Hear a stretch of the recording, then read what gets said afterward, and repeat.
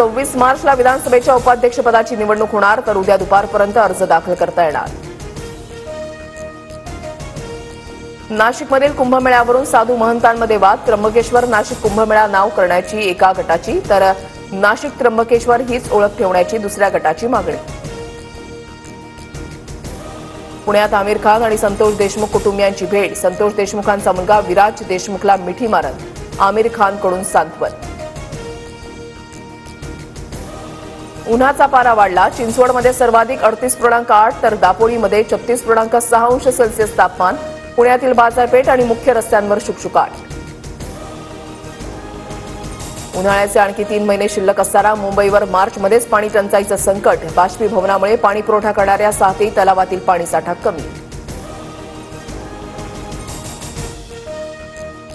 सुशांत सिंह राजपूत आत्महत्या प्रकरणी क्लोजर रिपोर्टसाठी सीबीआयकडून एम्स रुग्णालयाच्या रिपोर्टचा आधार. एम्स रुग्णालयाच्या फॉरेन्सिक रिपोर्टचा आधार घेत क्लोजर रिपोर्ट बनवला. नाशिकमध्ये जुन्या भांडणाच्या रागातून 4 ते 5 जणांकडून 19 वर्षीय युवकावर धारदार शस्त्रानं हल्ला. मुलाची प्रकृती गंभीर. नाशिकच्या इंदिरानगर पोलीस ठाण्यामध्ये गुन्हा दाखल.